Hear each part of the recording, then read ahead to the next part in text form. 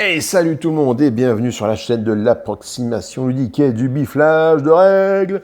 Aujourd'hui, qu'est-ce qu'on va voir? On va voir Ascension Tactics, mais pas en mode gameplay. On va voir ce jeu en mode vidéo règles après le générique. Mais avant de commencer cette vidéo, n'hésitez pas à commenter, partager, mettre des pouces en l'air, des pouces en bas si la vidéo vous plaît ou ne vous plaît pas. N'hésitez pas à utiliser tous les liens en description pour aller commander différents jeux là où vous le souhaitez. Enfin, je vous propose qu'un lien vers Philly. Moi, ça m'offre un petit pécule par rapport au montant de votre commande. De plus, si vous voulez soutenir la chaîne par la souscription, vous le pouvez, bien évidemment, et ça vous donne accès aux vidéos en avant-première et sans pub.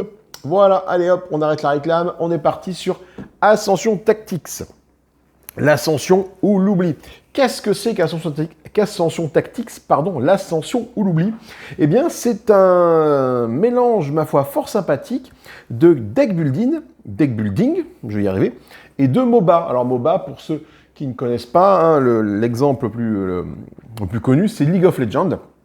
En fait, on va diriger des personnages sur une carte, sur un plateau de jeu, et on va devoir accomplir des objectifs pour gagner des points de victoire. Voilà. Eh bien, ce jeu-là nous propose de retrouver cette sensation d'affrontement entre différentes créatures, différents personnages, différents héros champions que nous allons jouer, pour prendre possession de lieux stratégiques sur le plateau de jeu. Alors, qu'est-ce qu'on a comme matériel pour une partie d'Ascension Tactics? On a déjà tout un paquet de cartes ici. Un immense paquet de cartes qui vont nous permettre d'améliorer notre deck au fur et à mesure de la partie. Des cartes que nous allons pouvoir acheter de différentes façons, on verra comment. Nous avons ici les cartes de base qui vont constituer notre main. Donc une main de base est constituée de 8 apprentis. Voilà. Et de 2 milices. Voilà. Pour les besoins de la vidéo, je ne vais pas faire les mains de tous les joueurs. On va vraiment présenter les différents thèmes et les différentes mécaniques, bien évidemment. Donc, 8 apprentis, 2 milices, qui vont nous fournir chacune différentes ressources, des runes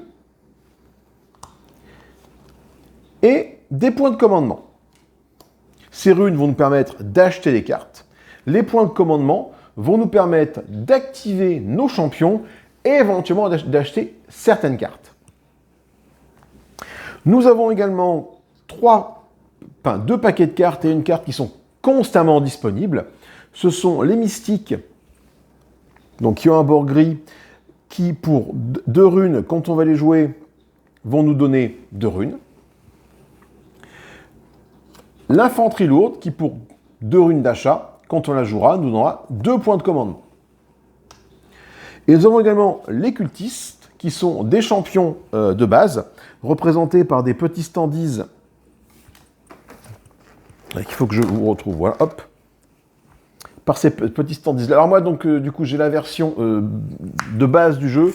Je n'ai pas la version Deluxe dans laquelle il y a des figurines.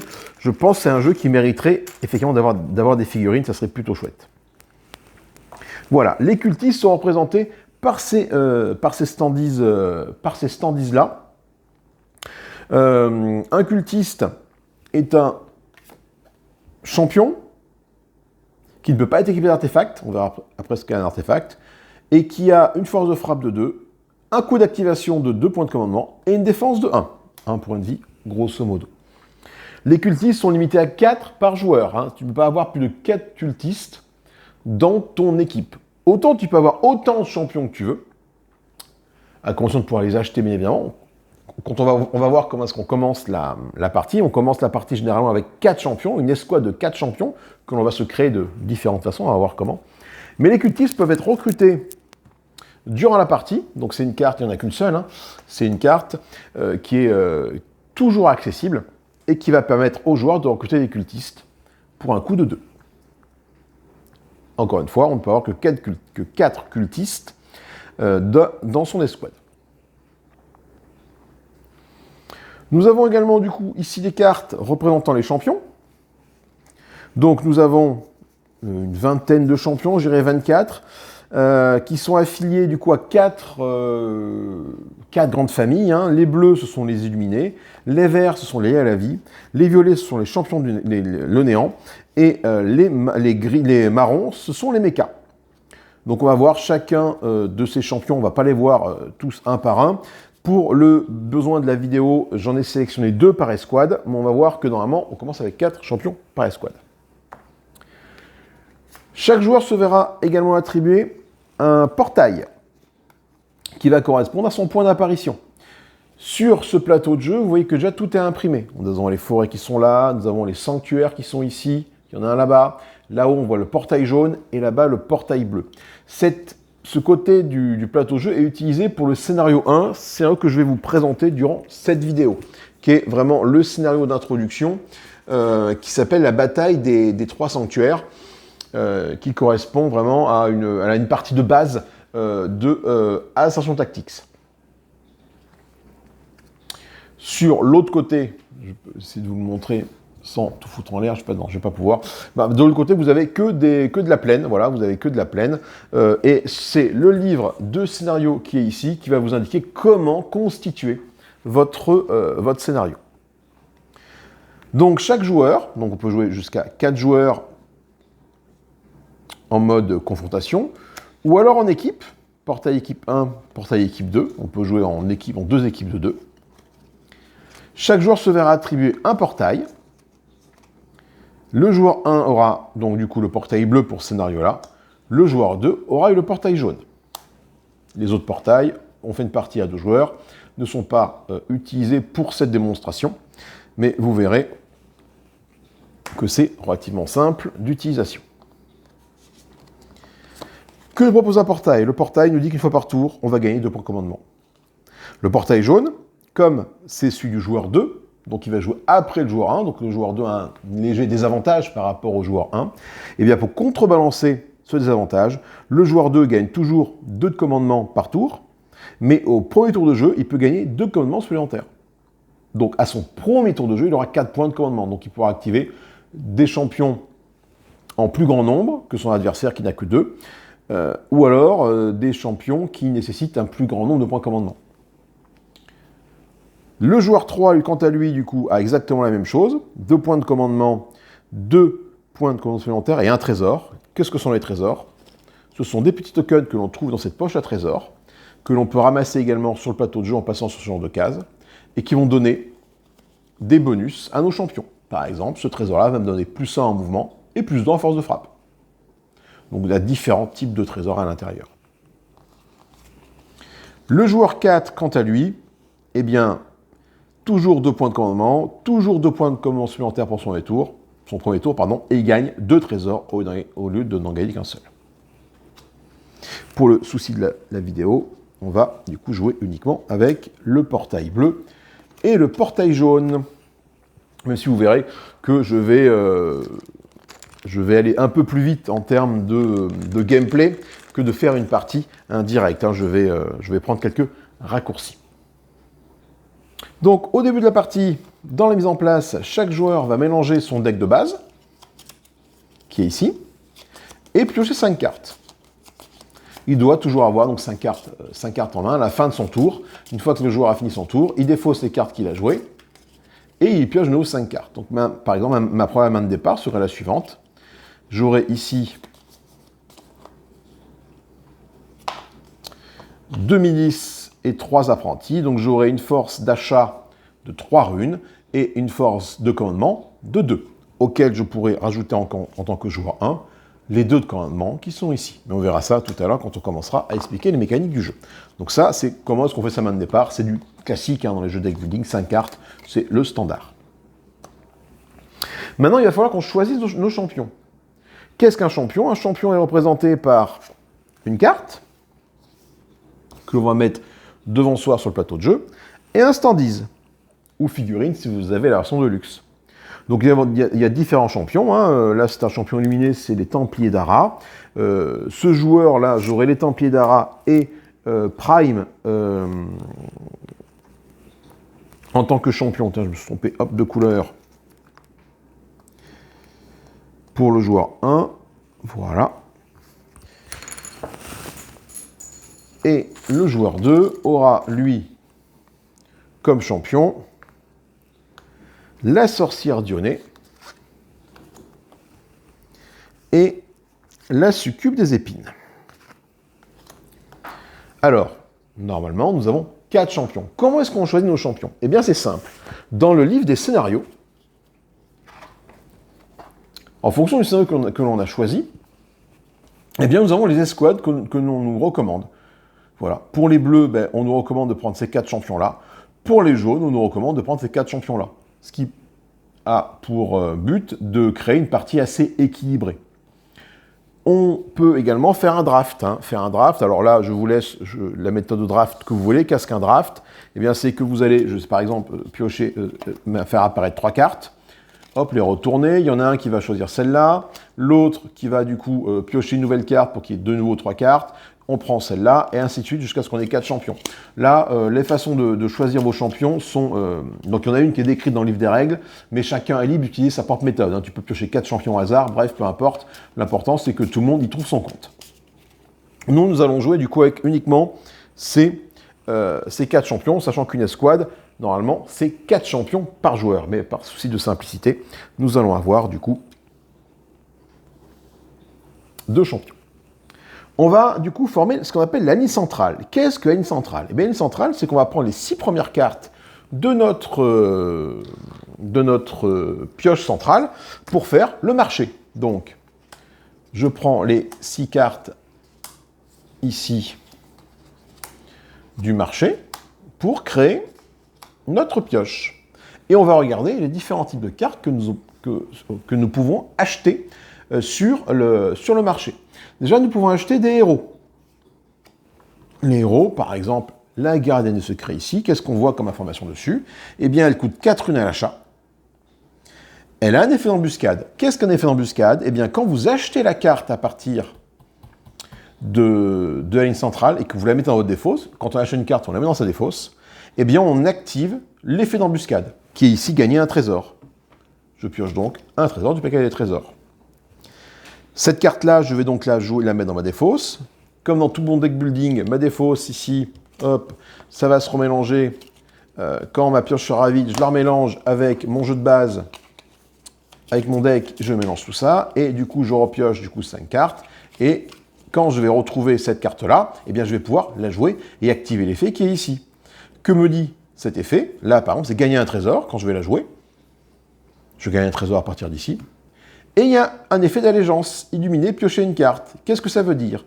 Ça veut dire que si j'ai déjà joué ce tour-ci une autre carte des illuminés, eh bien l'allégeance se déclenche.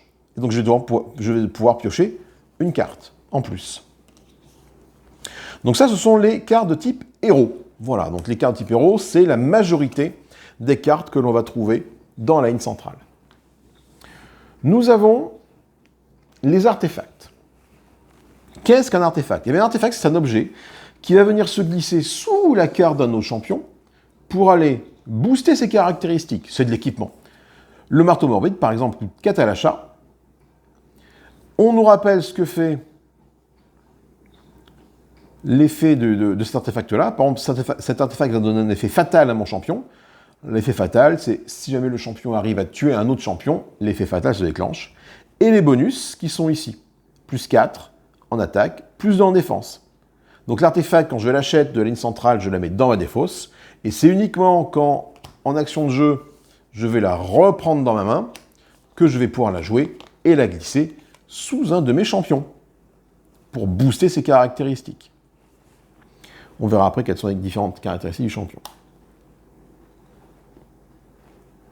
Artefact, héros, vraiment les deux ont beaucoup de héros, un peu moins d'artefacts. Ce sont des cartes que l'on retrouve beaucoup dans la ligne centrale. Nous pouvons également acheter pour des runes des champions. Comment est-ce que je sais que c'est un champion? Parce que c'est marqué « champion lié à la vie ». Un champion a toujours les caractéristiques suivantes. Une force de frappe, un coup d'activation, une défense, éventuellement une capacité d'embuscade parce qu'elle vient de la ligne, et un effet lié à ce champion-là. Par exemple, la Cetra, la tisseuse étoile, elle bénéficie de tir à distance et attaque de zone. Par contre, Cetra ne peut pas être équipé d'artefacts. On ne peut pas pouvoir booster Cetra avec des artefacts. Donc, on commence la partie avec 4 champions, mais nous pouvons, par des achats à ce niveau-là, dans la ligne centrale, avoir de nouveaux champions dans notre partie. Et si on tire Cetra, on va chercher son standees parmi tous les standees qui sont disponibles. Alors, je ne sais pas exactement où est Cetra. Il faudrait que je la cherche. C'est pas elle. Tu vas voir que je ne vais pas la trouver, évidemment.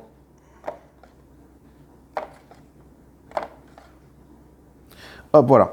Et si jamais c'est le joueur bleu qui l'a acheté, eh bien du coup, on prend un petit porte-standees bleu. Hop, et quand on la joue, on la met avec nos champions, prêts à être activés.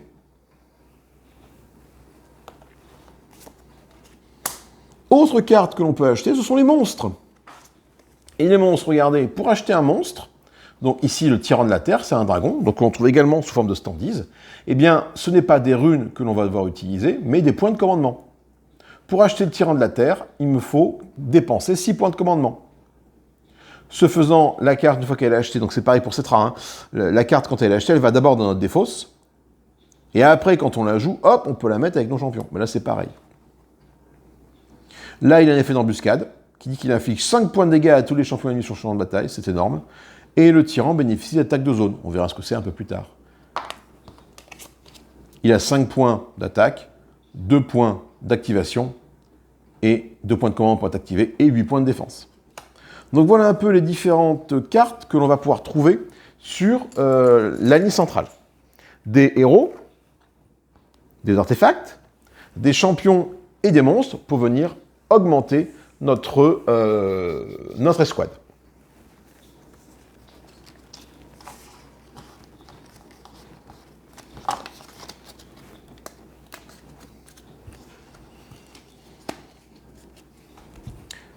Un champion, du coup, vous savez qu'on n'en a pas forcément parlé, mais un champion a cette configuration-là. On trouve son nom, on trouve son type, donc champion, sa faction.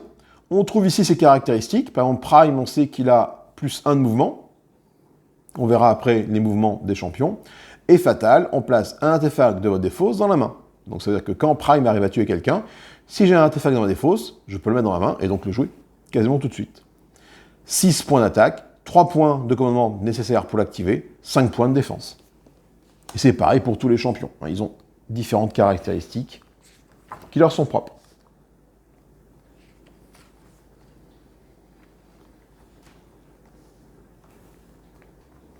Un point important, les monstres et les champions qu'on achète depuis la ligne centrale, je viens de vous dire une bêtise, elles ne vont pas dans votre défausse, mais elles vont directement dans notre escouade. Donc on peut les activer directement après les avoir achetés. Voilà, les autres cartes de type artefacts et héros dans la défausse, les champions que l'on trouve dans les centrales et les monstres dans notre escouade. Mais comment va se passer un tour de jeu? Eh bien un tour de jeu, on va jouer, donc du coup chaque joueur va jouer son tour de jeu, va jouer une carte pour gagner des runes de la puissance ou des effets de cartes. Alors la puissance, moi j'appelle ça commandement, mais ils appellent ça puissance, donc je me suis trompé depuis le début, mais grosso modo c'est cette ressource-là. Jouer des cartes donc pour gagner des runes, jouer des cartes pour gagner de la puissance, et ces cartes vont nous permettre, avec les runes, d'acheter des cartes de la ligne centrale, avec la puissance d'aller activer des champions. 5 cartes en main. Voilà, c'est à peu près tout.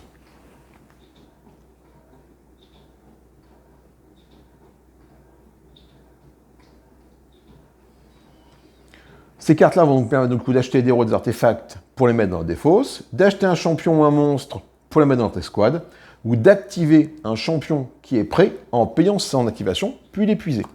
Qu'est-ce qu'un champion prêt? Eh bien en fait, les champions, ils ne vont pas pouvoir jouer indéfiniment sur le plan de jeu. Quand on va vouloir activer un champion, donc je les recule un petit peu, ils ont un coût d'activation qui est ici. Par défaut, le joueur bleu, il a son portail bleu qui lui donne 2 de commandement, 2 de puissance. Je ne vais pas y arriver, je vais appeler ça commandement durant toute la partie, vous m'en excuserez. Ma main, on a dit qu'elle était la suivante. J'ai acheté des cartes avec mes runes, très bien, j'ai mis des cartes dans des fosses. Maintenant, il me reste ça, il me reste 4 points de puissance. Eh bien, pour activer un de mes champions, Je regarde le coup qui est ici. Donc là, c'est 3, là, c'est 3, et le cultiste, on sait que c'est 2, un cultiste, par exemple. Voilà, on verra le cultiste un peu plus tard. Eh bien, pour activer, je ne sais pas, par exemple, Prime, ça me coûte 3. Donc, 1, 2, 3, 4. Voilà. Bon, là, effectivement, ce champion-là, je ne pourrais pas l'activer parce qu'il me faudrait du coup 6 au total. Quand j'active un champion et qui n'est pas présent sur le plateau de jeu, il va directement apparaître sur le portail associé à mon joueur. À partir de là, mon champion va pouvoir se déplacer et frapper, ou frapper et se déplacer. Attention, une fois qu'il a commencé son mouvement, il doit terminer son mouvement. Il ne peut pas se déplacer, frapper et continuer son mouvement. Un champion, par défaut, a 3 de mouvements. Prime bénéficie de 1 mouvement de plus. Eh bien, qu'est-ce qu'il va faire? Il va se déplacer de 4. 1, 2, 3, 4, par exemple. Mettons que toi, tu étais là. Prime, il va bouger de 4, il va faire donc 1, 2, 3, 4. Il va venir au contact de la sorcière Dionée de mon adversaire. Et il va tenter de la taper. Pour tenter de taper la sorcière, il va infliger 6 points de dégâts. La sorcière a 7 points de vie. Donc, 6 points de dégâts. On prend ici les joyaux qui servent de compte score. Eh bien, ces joyaux, un joyau c'est 1, un gros joyau c'est 5. Eh bien, du coup, je lui fais 6 points de dégâts. Pour arriver à vaincre un champion adverse, il faut, à minima, faire autant que la valeur qu'il y a ici. Donc là, malheureusement, Prime n'a pas réussi à le vaincre. Mais bon, la sorcière aurait été ici. Plutôt que jouer Prime et ne taper qu'à 6, j'aurais pu tout à fait jouer, on va la rajouter la prochaine là pour l'exemple, jouer plutôt mon Templier d'Ara qui est ici, qui lui tape à 8. Il n'est pas présent sur le champ de bataille, je gaspille 3 de commandement, eh bien mon champion va bouger de 3, 1, 2, 3 cette fois-ci. Alors, la sorcière n'aurait été là, effectivement, 1, 2, 3, bah, malheureusement, lui, je n'ai pas d'attaque à distance. L'attaque à distance est représentée par un petit arc sur notre feuille de personnage ou sur des éventuels artefacts qui viennent booster notre personnage là. Et maintenant, je ne peux pas la tuer. Par contre, si la sorcière de nez avait été ici, j'aurais pu faire 1, 2, 3. Et là, je tapais à 8. Eh bien, le fait de taper à 8 surpasse la défense de mon adversaire. Quand un champion ennemi meurt, on le ramène du coup sur sa carte, qui est hors plateau de jeu, bien évidemment. Hein, du coup, c'est pour un souci de place que je fais ça, mais je la mets là, par exemple. Voilà. Et on l'épuise. Vous allez voir que c'est important. Mon Templier d'Ara, moi, qu'est-ce qu'il a fait? Il a joué. Et donc, il est épuisé. À noter que le Templier d'Ara a le mot-clé fatal, qui me permet d'activer gratuitement un autre champion. Par exemple, Prime n'est pas épuisé, donc je peux tout à fait l'activer gratuitement sans payer son coût de commandement. Et donc le faire venir là, et le faire bouger de 4 cases. 1, 2, 3, tiens, 4 par exemple. Je peux aller ici. En allant ici, je ramasse le petit trésor qui a été positionné au préalable lors de la mise en place. Partout où il y a des trésors, on met un jeton trésor, face cachée. Prime, donc, peut ramasser ce trésor-là. Et donc, ce trésor, ben, j'ai plus 3 en attaque que je mets de côté, que je pourrais dépenser à n'importe quel moment. Prime ayant joué, je l'épuise. J'ai plus de cartes à jouer. J'ai utilisé toutes mes runes pour acheter éventuellement des cartes de là-bas.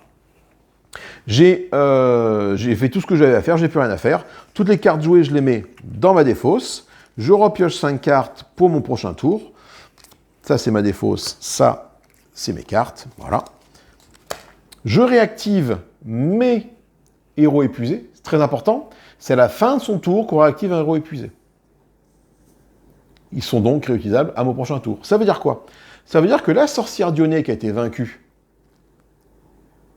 qui appartient à mon adversaire, le joueur jaune, ne pourra donc pas l'utiliser à son tour, parce qu'elle est épuisée. Le fait de vaincre un champion, de le retirer du plateau et de le mettre sur sa carte, ça l'épuise. Et comme on réactive nos champions qu'à la fin de notre tour, eh bien, le joueur jaune va avoir un tour sans pouvoir jouer sa princesse Dionée. À la fin du tour, on va également regarder s'il y a des conditions de fin de tour qui s'appliquent au niveau des points de victoire. Pour le scénario que l'on est en train de faire, il faut qu'un champion soit en contrôle d'un sanctuaire. 1, 2, 3. Et je marque 2 points par contrôle. Si Prime avait été là, eh ben, j'aurais pris 2 points. Si Prime et le Templier avaient été là, je prends quand même 2 points, parce que je contrôle le sanctuaire. Si Prime et le Templier sont dans cette configuration-là, je contrôle 2 sanctuaires. Donc pour contrôler un sanctuaire, on doit être dessus ou sur une case adjacente. Par contre, dans cette configuration-là,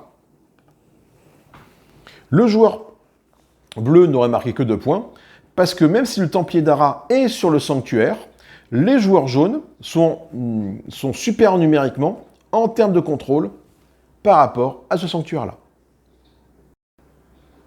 Bien, donc on a vu vraiment les grands principes d'Assault Tactics.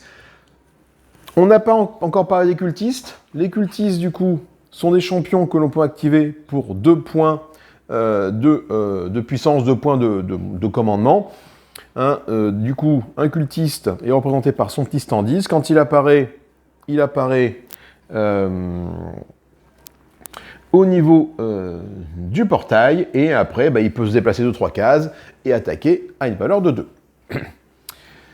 Point important, les points de vie d'un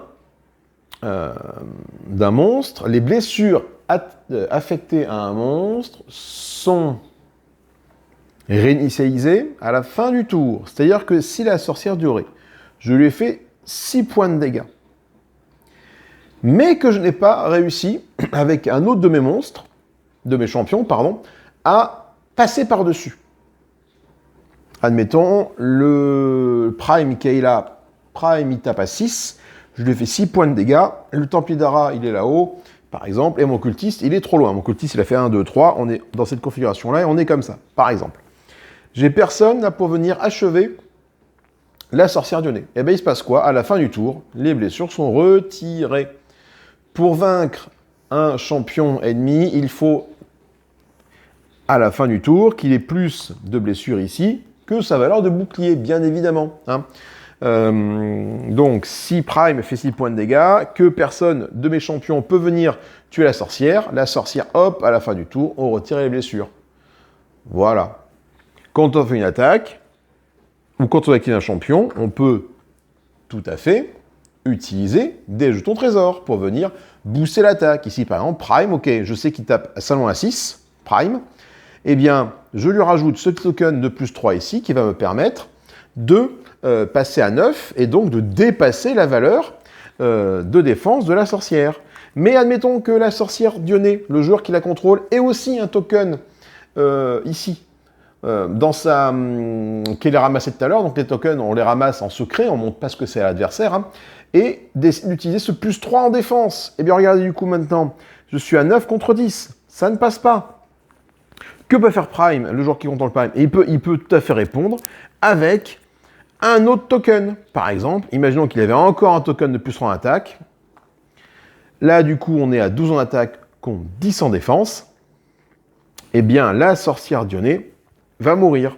Mais, admettons qu'encore une fois, le joueur contrôlant la sorcière Dionée dispose de ce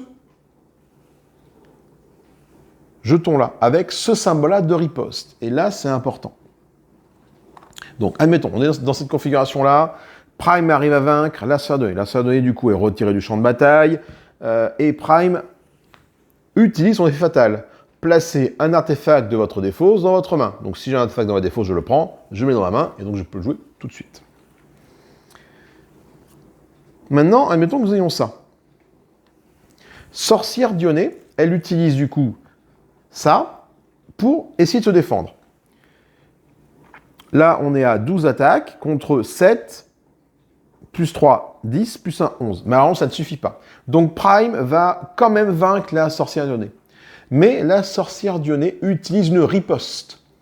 Qu'est-ce que c'est que la riposte? Eh bien, la riposte, la sorcière va attaquer Prime avec sa valeur d'attaque, éventuellement boostée peut-être par d'autres jetons qu'on pourrait utiliser. Là, il n'y a pas trop d'utilité parce que pour l'instant, on est à 5, 7 contre 5.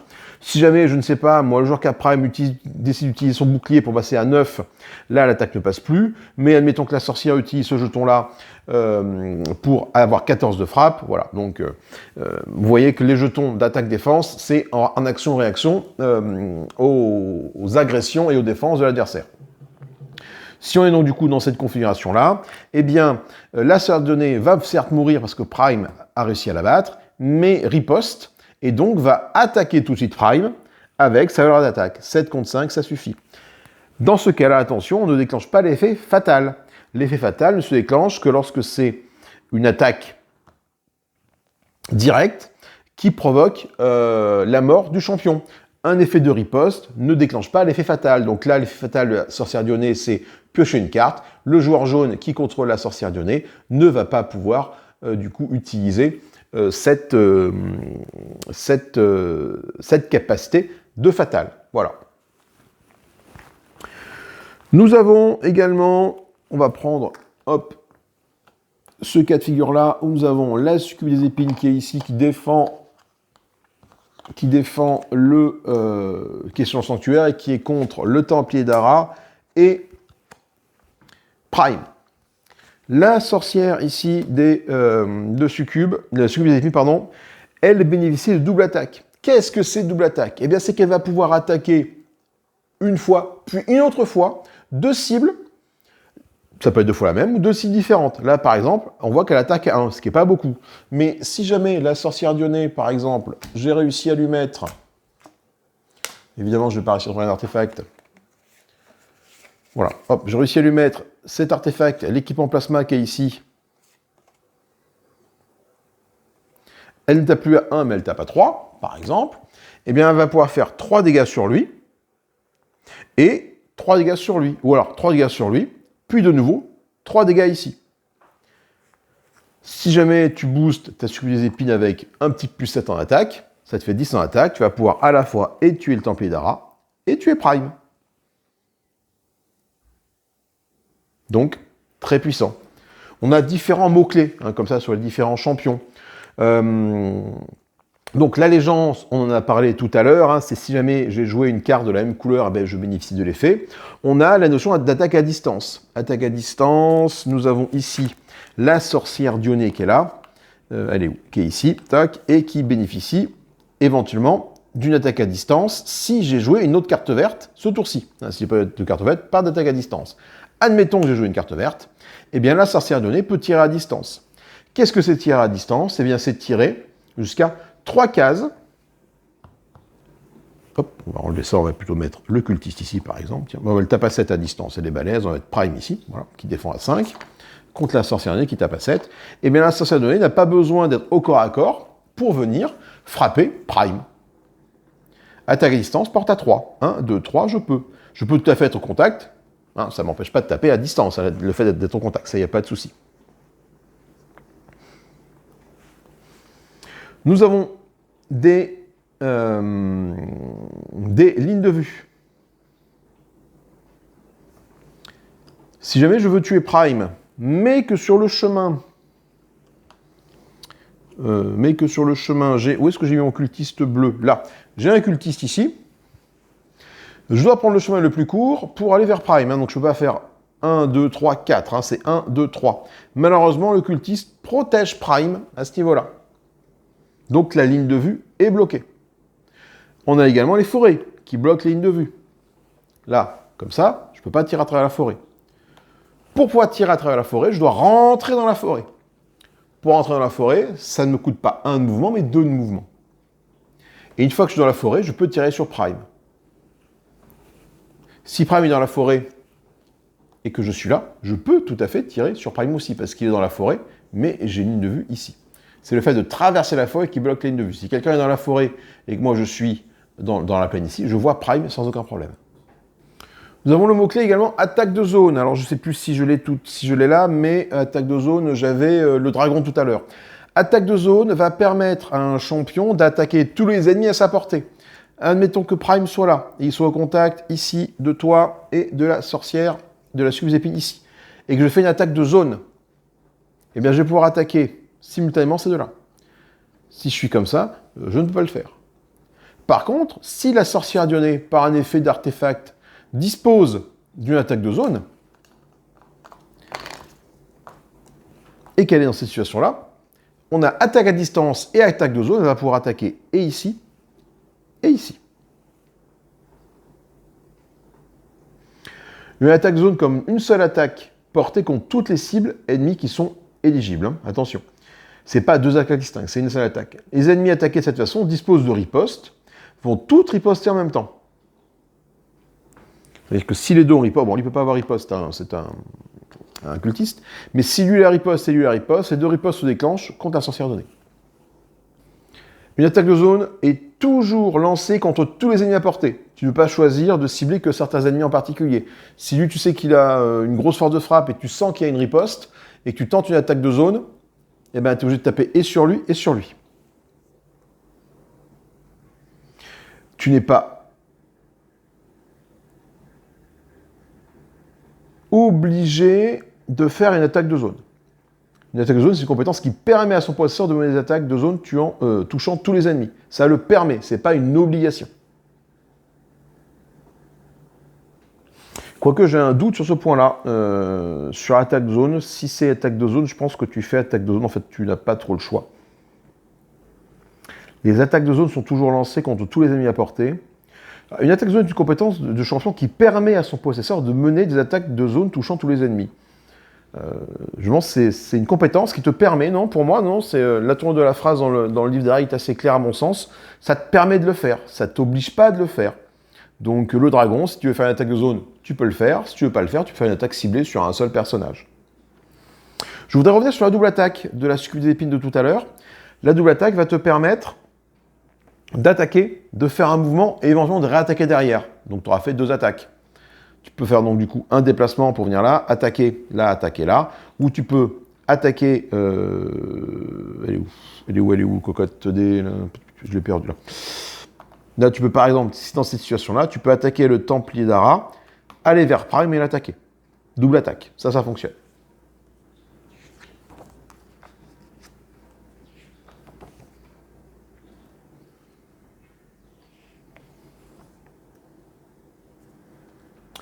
Et je pense qu'avec ça, on a brossé quasiment l'intégralité des règles d'Ascension Tactics, en tout cas les règles en confrontation. Voilà, il y a un mode solo qui existe, il y a un mode coop qui existe, il y a un mode où on peut jouer en 2 équipes de 2 qui existe, et il y a un mode Overlord où on est le boss contre les joueurs. Voilà, donc il y a plein de modes de jeu différents, et ça c'est vraiment sympathique d'avoir autant de modes de jeu différents. Par exemple, pour le mode solo, on va avoir des cartes intrigues qui vont venir, faire des actions aux champions adverses. Les champions adverses sont représentés par des petits symboles que voici. Donc nous avons la tête de mort, la lune, l'arbre, etc.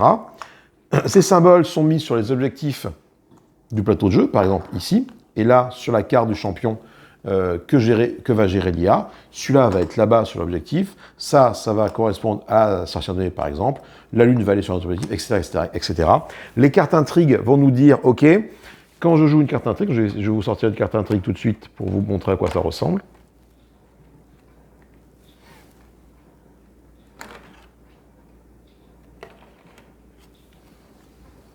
Par exemple, voici. Lune bénéficie de 5 de force et 2 de mouvement. Eh bien, le champion qui aura le marqueur de type lune, par exemple ici, le Templier d'Ara, si je joue contre lui, eh bien, il aura plus 5 de frappe et plus 2 de déplacement, donc il va taper à 13 et bouger à 5, et après on l'active. Quand on active en mode solo un champion, il va en premier lieu essayer d'aller au contact d'un de mes champions à moi et de le tuer. S'il n'a pas assez de force de frappe pour aller le tuer, il va se diriger vers son objectif. Ici, le lune. Donc le lune, ça peut être ce objectif-là, ou peu importe, un autre objectif, à partir du moment où il y a le marqueur de lune dessus, par exemple. Nous avons ici un petit chiffre qui est 8. on a le 8 ou 16 qui peut apparaître. Ça va correspondre au nombre de cartes dans la défausse des cartes intrigues en mode solo. Si jamais j'ai 8 cartes dans ma défausse, cet effet va se déclencher. Si jamais j'ai 16 cartes dans ma défausse, par exemple ici, cet effet va se déclencher. Ça veut dire quoi? Ça veut dire qu'en mode solo, plus le jeu va avancer, plus l'IA va être puissante, parce que plus elle va avoir d'actions possibles. Au début, elle aura qu'une action. Alors 2, parce qu'en fait, on tire 2 cartes intrigue. Une fois qu'il y aura 8 cartes dans la défausse, eh ben, elle aura ça plus ça. Une fois qu'il y aura 16 cartes dans la défausse, elle aura ça plus ça à chaque fois qu'il va s'activer. En mode solo, on perd la partie lorsque le paquet intrigue est vide. Donc attention à ça, ne pas se faire surprendre. Que vous dire de plus? Je pense que j'ai brossé relativement le tour du jeu. Si ce n'est que il y a différents scénarios, il y a énormément de scénarios possibles dans la boîte, enfin dans le livret ici. Donc on a parlé de la bataille 3 sanctuaires, celle qui est recommandée pour le solo. D'ailleurs pour le solo, c'est la seule à peu près qui existe en mode solo, si ce n'est la campagne là est jouable en solo bien évidemment. Et après on peut jouer en mode coop à 2 joueurs, ça c'est possible, et donc du coup à 2 joueurs on joue également contre l'IA.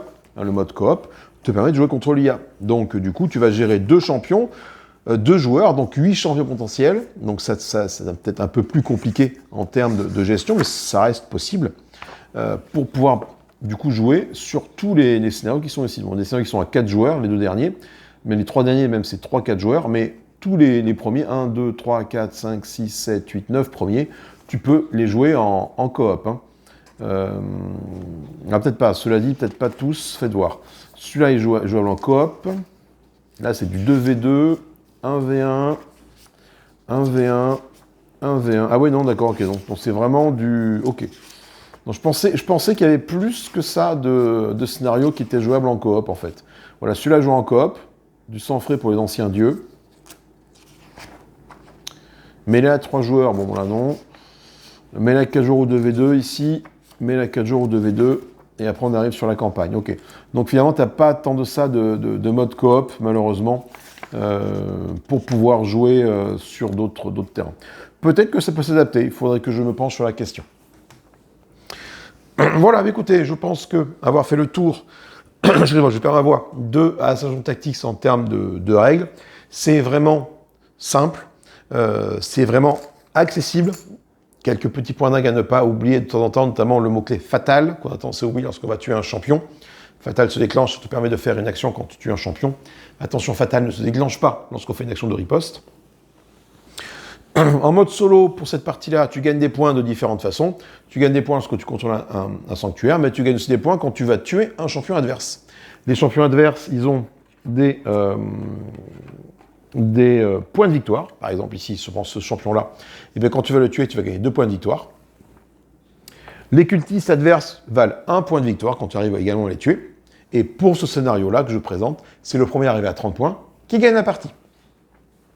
Et la partie s'arrête direct. Premier à 30, la partie s'arrête, il n'y a pas un tour de plus comme dans certains jeux, c'est la partie s'arrête, point barre. Voilà, écoutez, c'est tout ce que j'avais à vous dire sur Ascension Tactics. Cette première vidéo règle sur la chaîne depuis un petit moment, donc j'étais un peu rouillé en termes de vidéo règles. J'espère que ça a quand même été assez fluide et assez clair. N'hésitez pas à me dire dans les commentaires s'il y a des choses qui vous ont turlupiné ou tracassé par rapport à cette vidéo. Moi, en tout cas, je vous souhaite une bonne fin de ce que vous voulez à partir de quand vous voulez. Non, pas du tout, cette phrase n'a aucun sens. Je vous souhaite une bonne fin de ce que vous voulez à partir de quand vous regardez la vidéo. Voilà, c'est beaucoup mieux comme ça. Amusez-vous bien. Salut, salut et bye bye.